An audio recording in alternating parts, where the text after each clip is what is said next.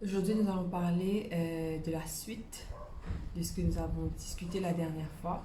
La dernière fois, nous avons parlé des relations amoureuses, de comment faire le bon choix, de l'exemple d'Isaac et de Rebecca, et où se tenait Dieu par rapport à nos relations.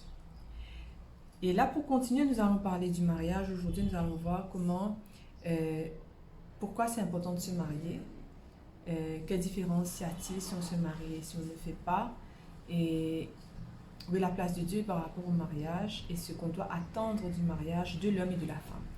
Alors, prions d'abord.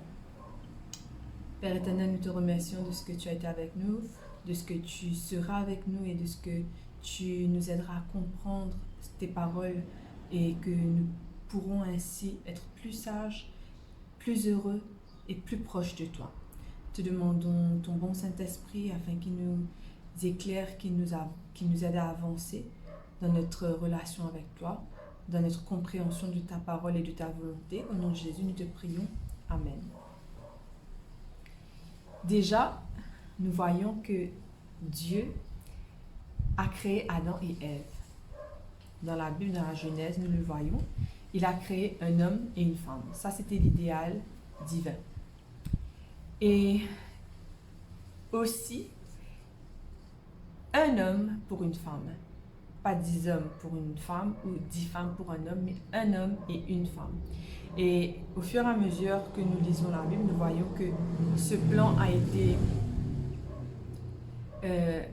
changé, mais ce n'était pas du tout la volonté de Dieu, ce n'était pas du tout dans son plan. Il n'a pas changé l'idéal qu'il avait créé par rapport à Adam et Ève. Le fait que l'homme a pris plusieurs femmes est venu par rapport au péché. Et nous avons vu aussi, par rapport aux hommes qui ont plusieurs femmes, quels ont été les problèmes, les soucis, les conflits qu'ils ont rencontrés dans leur foyer. Nous voyons l'exemple de Sarah, nous voyons l'exemple de Rachel, de Léa, de Jacob, nous voyons l'exemple aussi de Anne et de son époux et de Pénina.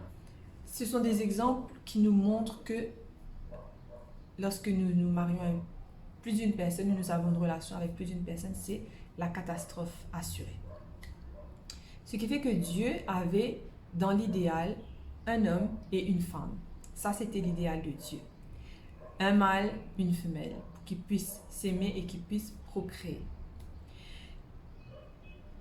De nos jours, beaucoup de personnes ne sont plus intéressées au mariage. Pourquoi? Parce que dans le monde, plus de 50% des personnes divorcent et des personnes chrétiennes, plus de 30% des chrétiens divorcent. Sans parler des séparations dont on ne connaît pas le nombre, mais il y a un niveau de divorce tellement élevé que les gens ne sont plus intéressés à se marier. Ils préfèrent les unions libres, c'est-à-dire cohabiter ensemble pour ne pas se stresser par rapport au mariage. Mais est-ce que c'est vraiment... ça fait une différence si jamais on ne se marie pas et on vit ensemble? Est-ce que quel intérêt y a-t-il à faire cela? Et quel intérêt y a-t-il si nous nous marions devant le Seigneur? Dans Matthieu 19, au verset 4, 5, 6, il est dit, il répondit, n'avez-vous pas lu que le Créateur au commencement fit l'homme et la femme et qu'il dit, c'est pourquoi l'homme quittera son père et sa mère et s'attachera à sa femme et les deux deviendront une seule chair. Ainsi, ils ne sont plus deux, mais ils sont une seule chair. Que l'homme donc ne sépare pas ce que Dieu a joint. Au commencement, Dieu a créé Adam et Ève et c'est lui qui les a mariés. Il a donné les directives à suivre pour qu'il y ait un mariage heureux et nous allons voir cela aujourd'hui. Déjà, la première chose, c'est que l'homme et la femme doivent quitter son père et sa mère. Mais il ne faut pas mal comprendre ce que Dieu dit, parce que la Bible nous dit, dans les commandements, honore ton père et ta mère, dans Exode 20.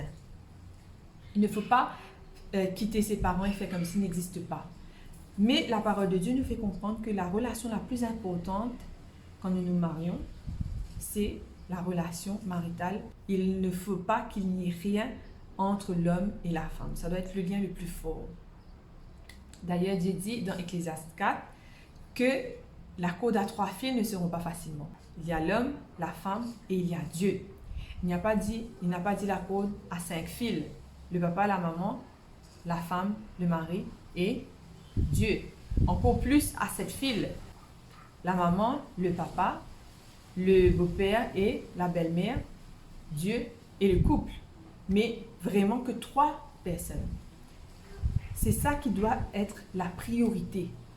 La relation avec sa femme doit être la priorité. Et on donne l'exemple du père et de la mère, mais il y a d'autres relations aussi qui peuvent entrer en jeu. Des relations qui peuvent saboter le mariage, qui peuvent causer du tort au couple. Donc toutes ces relations-là ne doivent pas interférer dans le mariage.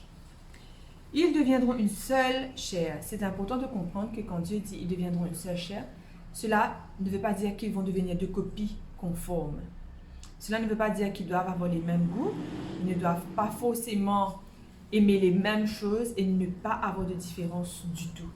L'homme et la femme restent des individus. Ce qu'ils aiment, ils continuent à l'aimer. Ils ne vont pas changer pour l'autre, ils ne vont pas changer leur identité, leur personnalité pour être comme l'autre. Ce n'est pas dans ce sens-là que Dieu dit « il s'attachera à sa femme et ils deviendront une seule chair ». C'est dans le sens que ils doivent s'accorder sur comment gérer les finances, sur combien d'enfants avoir, où habiter, combien de fois visiter les parents, si on veut voyager, où est-ce qu'on ira, qui paye quoi, quelle responsabilité est-ce que j'ai, quelle responsabilité est-ce que l'époux a dans le foyer. Donc c'est dans ce sens-là, ils doivent s'accorder pour aller dans la même direction, pour éviter au maximum les conflits. Quand on parle de l'attachement, quand on nous dit que l'homme s'attachera à sa femme, de quoi on parle? Le verbe en grec, c'est cimenter, c'est souder. Donc quand un homme décide d'épouser une femme, quand un homme et une femme décident de se marier, ils doivent comprendre qu'ils sont soudés ensemble. Ils sont cimentés ensemble, qu'il n'y a rien qui peut venir entre eux. Le fait de ne pas se marier arrange beaucoup de personnes. Parce qu'ils se disent, j'essaye, on vit ensemble. Ensuite, on verra où ça mène. Et si ça ne marche pas, on se quitte. Et finalement, on est dans une relation où on a toujours peur d'être éjecté. On est toujours sur les sièges éjectables et on ne sait pas à quel moment l'autre va dire, bon, tu sais quoi, c'est bon, je vais plus de toi, je pense que ça ne va pas le faire.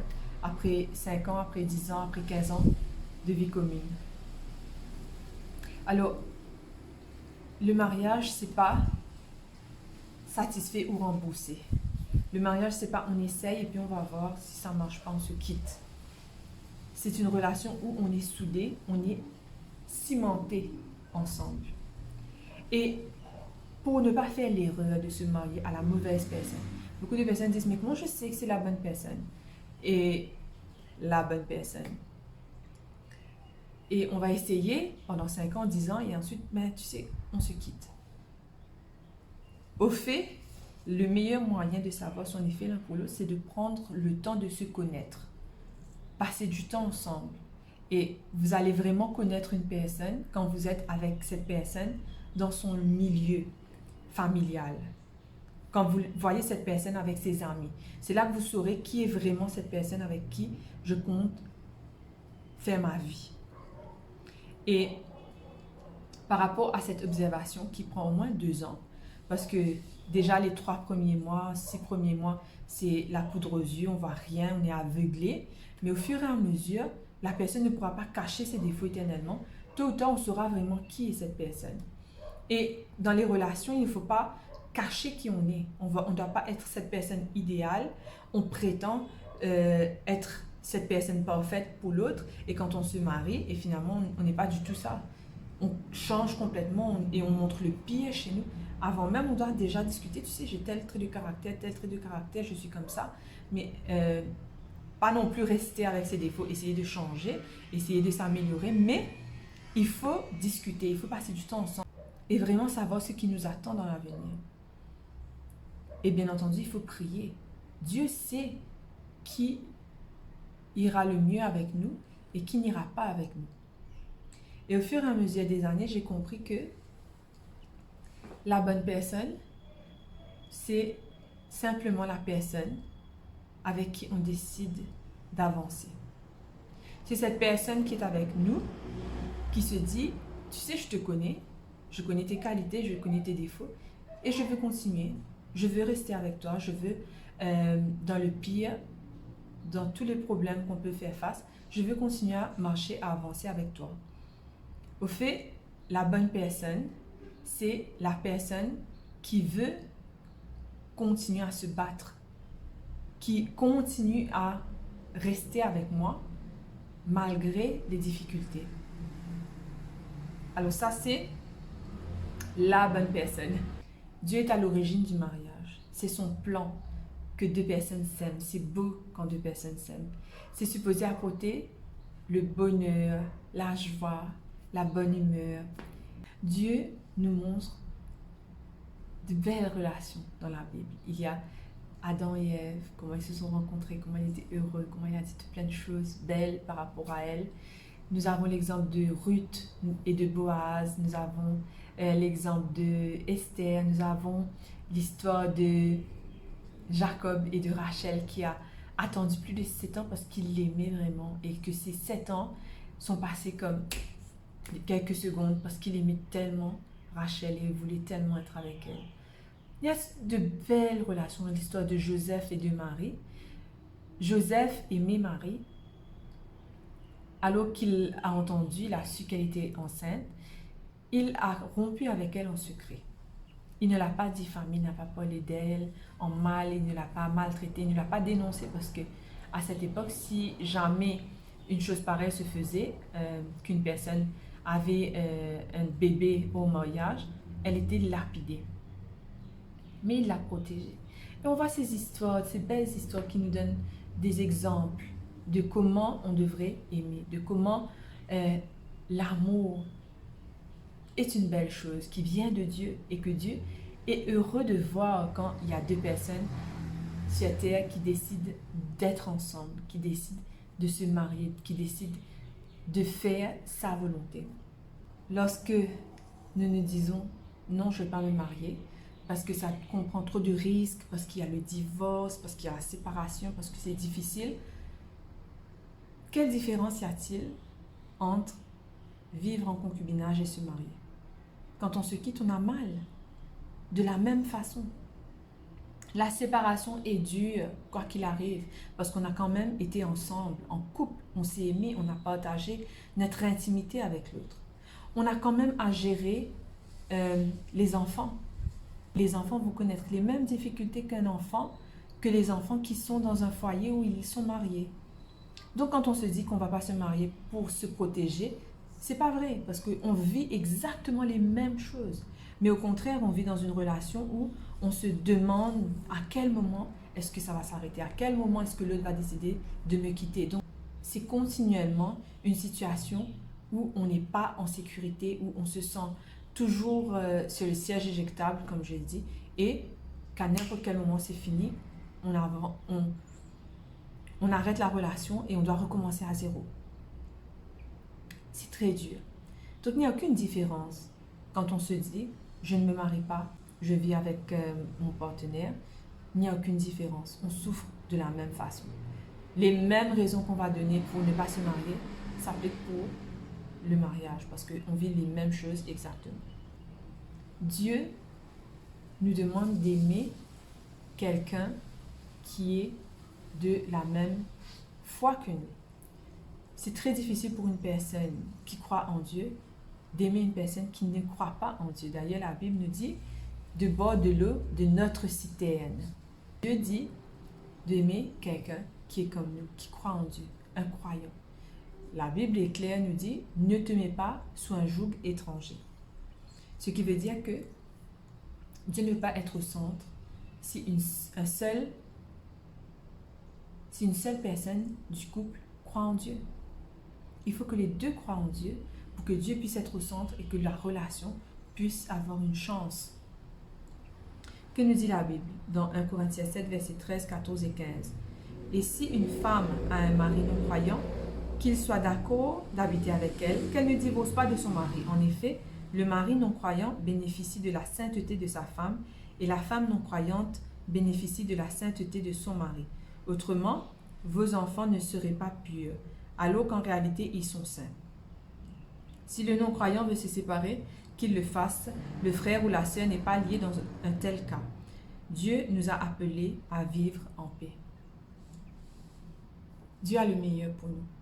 Et les relations où les deux sont différents, n'ont pas les mêmes valeurs, les mêmes principes, il y aura des difficultés qui ne sont pas nécessaires. Pour deux personnes qui ont les mêmes valeurs, les mêmes principes, c'est difficile de pouvoir s'adapter. Maintenant, pour avoir quelqu'un qui n'a pas les mêmes valeurs, qui n'a pas grandi avec les mêmes concepts, les mêmes principes que nous, ce sera un travail plus difficile. Et il y a des chances que ça ne marche pas. Je sais parce que j'ai été moi-même dans des relations pareilles. Quand nous sommes différents, quand nous n'avons pas les mêmes principes, les mêmes valeurs, tôt ou tard, il y aura des conflits. C'est pour ça que l'amour, c'est vrai qu'on dit oui, l'amour, c'est plus fort que tout, l'amour est plus fort que la mort, mais l'amour n'est pas suffisant pour qu'une relation puisse marcher. La raison est plus importante, parce que quelquefois, les mêmes raisons pour lesquelles on a persisté, qu'on s'est marié, seront les mêmes raisons pour lesquelles on voudra divorcer un jour. Et c'est difficile. Donc l'amour n'est pas le plus important. La raison est importante. Les conseils que les autres nous donnent. Être réaliste par rapport au genre de vie qu'on aura, par rapport à notre avenir. C'est ça qui importe. Et mettre toutes les chances de notre côté pour qu'on puisse vivre bien. On aura des hauts et des bas, mais au moins, on sait qu'on peut avancer ensemble et qu'on réussira au final de faire que cette relation puisse marcher. Genèse 3, verset 16 nous dit, « Il dit à la femme, j'augmenterai la souffrance de tes grossesses. Tu enfanteras avec douleur et tes désirs se porteront vers ton mari, mais il dominera sur toi. » Après le péché, l'homme a connu des conséquences suite à ces péchés qu'ils ont commis. Pour la femme, la conséquence a été que l'homme dominerait sur elle. Malheureusement, ce terme utilisé dans la Bible a été une excuse pour beaucoup d'hommes pour qu'ils abusent de leurs femmes, verbalement, moralement, émotionnellement, physiquement. Mais de quoi est-ce qu'on parle quand on dit que la femme, les désirs de la femme se porteraient vers son mari et qu'il dominerait sur elle? La Bible nous dit que Dieu est un époux pour son peuple. Dans Osée 2, au verset 18 à 20, dans Jérémie 31, au verset 3 à 4, Dieu s'identifie comme étant l'époux de son peuple. Et Jésus lui-même est l'époux. Nous le voyons dans Éphésiens 5, au verset 25. Marie, aimez vos femmes comme Christ a aimé l'Église et s'est livré lui-même pour elle.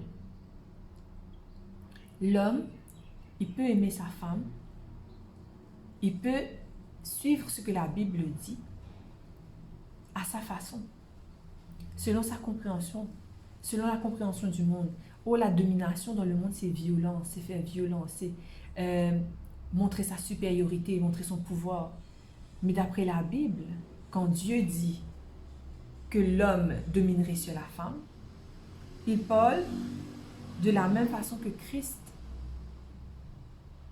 est en charge de son Église, de l'épouse. Comment est-ce que Jésus a traité son épouse? Comment est-ce que Jésus a traité son peuple?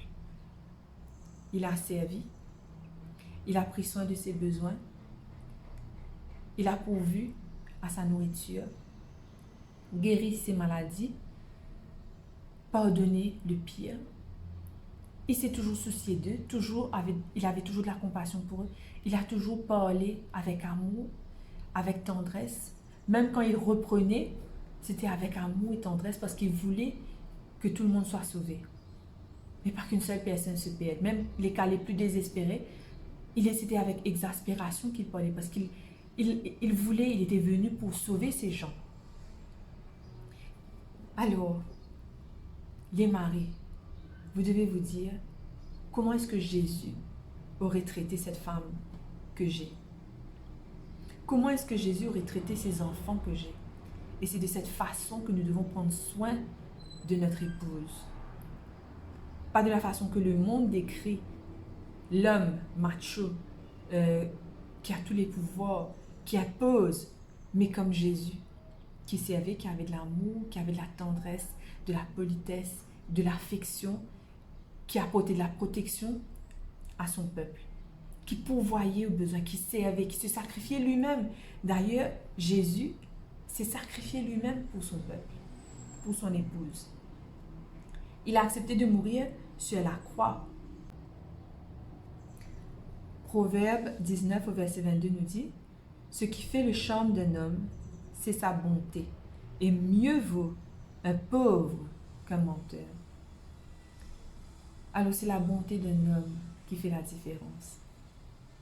Donc les filles, ne regardez pas à la beauté, ne regardez pas à l'apparence, ne regardez pas au compte en banque, à la position dans la société, au travail, à la sécurité par rapport à l'avenir, mais est-ce que cette personne va bien me traiter? Est-ce que cette personne est une bonne personne envers sa famille, envers son prochain, envers ceux qui sont plus bas que lui? Et il va me traiter de la même façon. Et les hommes, donc, ce que vous devez mettre en avant, c'est quoi? C'est la bonté. Maintenant, je ne vais pas juste parler des hommes, mais aussi des femmes. Quel est leur devoir vis-à-vis de l'homme? Que devrait faire une femme dans une relation maritale, dans un mariage? Nous allons voir des exemples dans la Bible. Déjà, le livre de Proverbes 31, verset 10, nous parle d'une femme vertueuse. Dieu veut que nous soyons des femmes vertueuses. Et qu'est-ce qu'il entend par une femme vertueuse? Une femme vertueuse peut l'être alors qu'elle est mariée. Elle peut l'être en tant que célibataire aussi. Et qu'est-ce que quelques critères s'appliquent quand nous sommes célibataires? Nous pouvons appliquer ces principes pour être de meilleures femmes, des femmes vertueuses. Et la Bible est remplie d'exemples de femmes vertueuses. Anne, Marie, toutes ces femmes qui ont des qualités, des potentiels que nous pouvons apprendre quand nous lisons vraiment la Bible. Quand nous sommes en train d'étudier la parole de Dieu, et ça va de même pour les hommes, quand vous étudiez la Bible, vous allez voir comment devenir un meilleur chrétien, un meilleur époux, un meilleur papa, un meilleur collègue, un meilleur frère, un meilleur enfant, meilleure personne dans la vie. Proverbe 31, verset 12 nous dit, « Elle lui fait du bien et non du mal, parlant de son époux. » Une femme vertueuse est celle qui fait du bien à son mari. C'est-à-dire qu'elle ne va pas lui faire du mal. Elle ne va pas le rabaisser. Elle ne va pas le critiquer constamment. Elle ne va pas le crier dessus. Donc elle va faire du bien. Elle va chercher comment lui plaire. Quelles sont les choses qu'il aime? Quelles sont les choses qu'il n'aime pas? Éviter ce qu'il n'aime pas. Et faire tout pour lui faire plaisir. Au verset 12. Elle travaille d'une main joyeuse. La femme a des responsabilités dans un foyer, aussi bien que l'homme. Mais il y a des femmes qui le font par contrainte. Et elles se plaignent par rapport à tout ce qu'elles font. Mais la Bible nous dit qu'une femme vertueuse, c'est celle qui travaille et qui ne se plaint pas en travaillant, mais qui le fait avec plaisir. Parce que quand on fait quelque chose par plaisir, on montre à l'autre, je ne suis pas contrainte de le faire, mais je le fais parce que je t'aime. Tout comme les commandements de Dieu, nous suivons les commandements de Dieu parce que nous l'aimons et nous voulons lui montrer qu'on aime. Au verset 15, elle se lève lorsqu'il est encore nuit et elle donne la nourriture à sa maison et la tâche à ses servantes. Une femme vertueuse, c'est une femme organisée qui sait à l'avance ce qui est nécessaire pour sa famille. Elle se charge de la nourriture, elle se charge des vêtements, elle fait attention à ce que tout roule parfaitement. Elle est organisée, systématique. Elle sait ce qui se passe dans sa maison. Elle n'est pas en train de surveiller le foyer des autres, mais elle est concentrée sur ce qui se passe chez elle. Le cœur de son mari a confiance en elle. Ça veut dire que son mari peut lui faire confiance concernant les finances. Elle ne va pas tricher pour essayer d'avoir des sous pour elle, cacher des choses à son mari, faire des choses en cachette, dire des choses, partir à des endroits, flirter avec des autres personnes.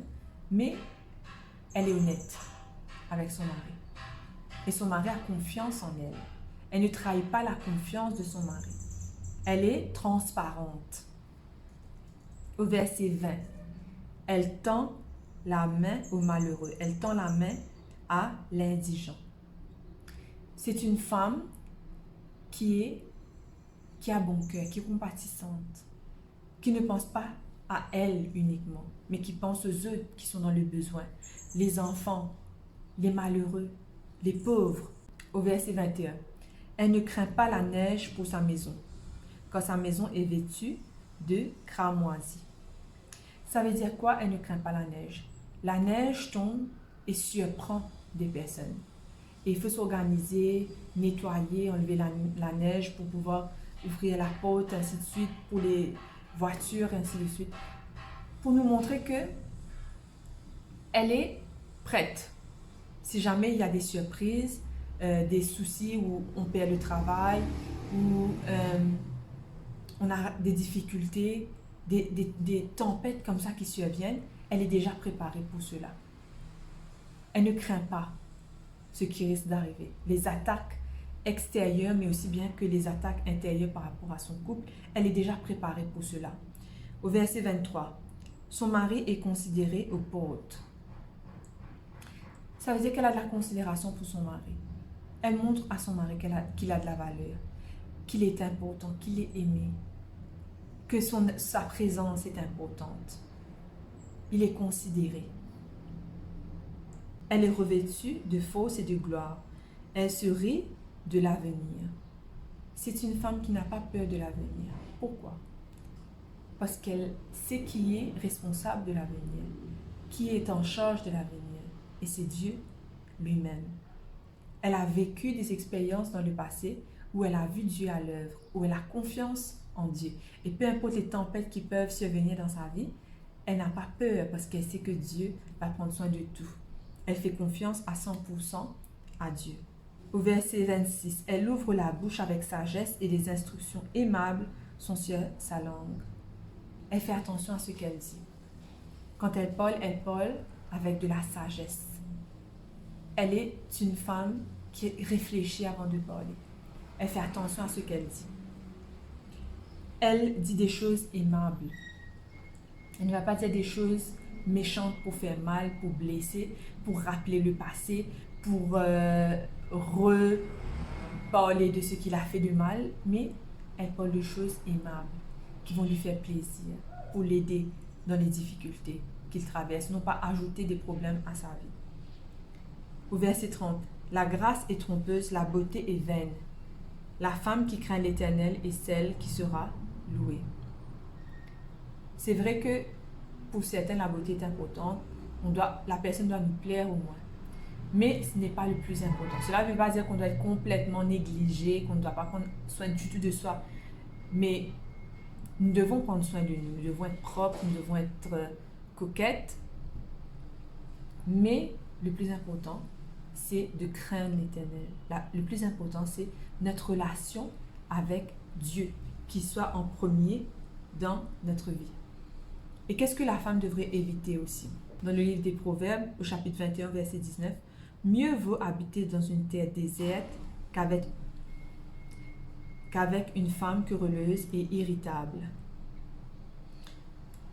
La femme ne doit pas être querelleuse, chercher toutes sortes de raisons pour être en conflit, tout en se disputer. Il est clair que Dieu a cet idéal pour l'homme.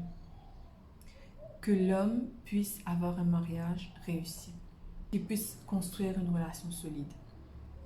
Comme nous l'avons vu, nous devons prendre du temps durant les fréquentations, apprendre à se connaître. Pas réfléchir avec son cœur, pas prendre des décisions avec son cœur, mais avec sa raison. Être intelligent, prendre des décisions. Et durant les fréquentations, nous ne devons pas non plus avoir des relations sexuelles. Beaucoup de personnes ont des relations parce qu'ils se disent « je dois savoir qu'est-ce qui m'attend dans l'avenir ». Mais dans le passé, dans l'Ancien Testament, dans le Nouveau Testament, c'était quelque chose de grave d'avoir des relations avant le mariage. Que ce soit pour la femme et l'homme, les deux étaient passibles de mort. Les deux étaient lapidés, c'est-à-dire qu'on envoyait des pierres sur eux jusqu'à ce qu'ils meurent. Donc c'est quelque chose de grave dans la parole de Dieu. C'est un déshonneur pour la famille, c'est un déshonneur pour la ville que deux personnes puissent se connaître avant le mariage. Aujourd'hui, on fait grand cas quand une fille a des rapports avant le mariage, mais pour l'homme, ça va parce que c'est un homme. Dieu ne fait pas exception de personne. Cela veut dire que l'homme et la femme, les deux sont responsables si jamais ils ont des rapports sexuels avant le mariage. Pourquoi se préserver avant le mariage? C'est tout simplement pour tester l'autre. Est-ce que tu m'aimes vraiment ou est-ce que tu veux simplement satisfaire tes besoins en m'utilisant? Parce qu'une personne qui vous aime vraiment attendra le mariage pour avoir des rapports sexuels avec vous. Mais une personne qui ne vous aime pas vraiment, il va avoir des rapports et vous-même vous allez entrer dans une relation de mariage sans vraiment savoir si cette personne-là vraiment tient à vous ou si c'est parce que vous lui avez donné des bénéfices qu'il décide de vous épouser. Et la Bible est claire dans 1 Corinthiens 7 verset 2. Toutefois, pour éviter toute immoralité sexuelle, que chaque homme ait sa femme et que chaque femme ait son mari. Pour ne pas tomber dans le péché, l'homme et la femme doivent se marier. Dans 1 Thessaloniciens 4 verset 3, car voici ce que Dieu veut, que vous vous absteniez de la fornication. 1 Corinthiens 6 verset 18 nous dit, fuyez la fornication. Cela veut dire qu'il faut éviter. Un couple doit éviter des situations qui vont les permettre de tomber dans le péché. Ils ne doivent pas se retrouver tout seuls dans une maison. Ils ne doivent pas aller dans des endroits où ils savent qu'ils seront tentés d'avoir des rapports sexuels. Il ne faut pas non plus jouer avec le feu et puis se dire que on va réussir à arrêter à temps. Il faut fuir tout ce qui peut nous pousser à pécher contre Dieu. Si jamais vous avez déjà eu des rapports avant de vous marier, vous pouvez vous repentir et dire « Seigneur, j'ai péché contre toi. C'est pas ton plan. Je me sens mal. Je vais arrêter. » Avec l'aide de Dieu, c'est possible. Et vous aussi, vous devez mettre du vôtre, peut-être même vous séparer si c'est nécessaire pendant quelques mois, histoire de vous déshabituer avec ces relations-là. Trouvez des solutions par vous-même pour arrêter de pécher. Si vous avez des rapports avant le mariage, il y a des risques. Il y a des risques dans le sens que vous pouvez tomber enceinte. La femme peut tomber enceinte. Et pourquoi est-ce que c'est idéal d'avoir des rapports sexuels durant le mariage? C'est parce que dans le mariage, il y a déjà une maison. Les deux travaillent, les deux sont indépendants, les deux sont assez matures. Et si jamais il y a un petit bébé qui survient, les deux sont prêts à prendre soin de cet enfant. Mais si jamais, avant de se marier, il y a l'acte sexuel et que la femme tombe enceinte, il n'y a pas de maison pour que l'enfant puisse grandir. Ils ne sont pas financièrement stables. Les parents ne sont peut-être pas prêts, pas matures pour accueillir un enfant. Et ça cause beaucoup de problèmes. Et très souvent, les couples se marient parce qu'il y a un bébé. Mais est-ce qu'ils sont sûrs d'être compatibles? Est-ce que c'est sûr que cette personne est faite pour moi? Et très souvent, le bébé naît et deux personnes qui ne sont pas faites l'une pour l'autre se marient. Et c'est la catastrophe. C'est un foyer déchiré où il y a beaucoup de douleur, de malheur qui survient. C'est pour cette raison que Dieu nous donne des conseils pour avoir une vie heureuse, pour avoir un couple heureux. Comment? C'est d'abord de suivre tous les exemples que Dieu nous donne pour faire le bon choix. C'est de se marier et de traiter l'autre avec respect, avec amour. Dans 1 Corinthiens 13, il y a une liste que nous voyons. L'amour est patient, l'amour pardonne tout, l'amour supporte tout, l'amour est bon et rempli de bonté l'un envers l'autre. Que nous puissions mettre en pratique l'amour vrai, le service. C'est pas de recevoir, mais de donner à l'autre. Pas d'être heureux, mais de rendre l'autre heureux. Pour l'homme, dominer sur la femme, c'est traiter la femme comme Christ traite l'Église. Vous devez être des figures du Christ par rapport à la femme que vous aimez. La femme, en réponse au bon traitement de son mari, par rapport à ce qu'elle aime, va essayer d'étudier dans la parole de Dieu comment être une meilleure femme pour lui. Comment être une femme vertueuse. La relation de couple est difficile à cause du péché. Nous avons beaucoup d'idéal, mais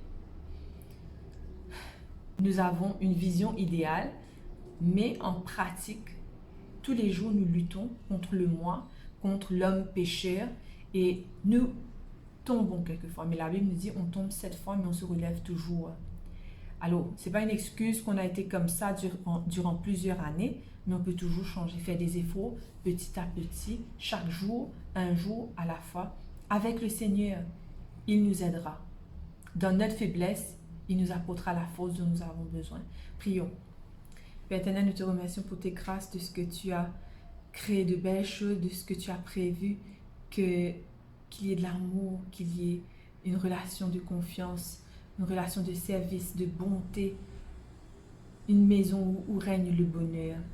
Seigneur Dieu, tu as un idéal pour tes enfants et nous voulons te demander de réaliser cet idéal dans la vie de tes enfants. Que tu puisses toi-même former des couples, que tu puisses toi-même les aider à atteindre cet idéal que tu as en réserve pour eux. Te demandons toutes ces grâces au nom de Jésus. Amen.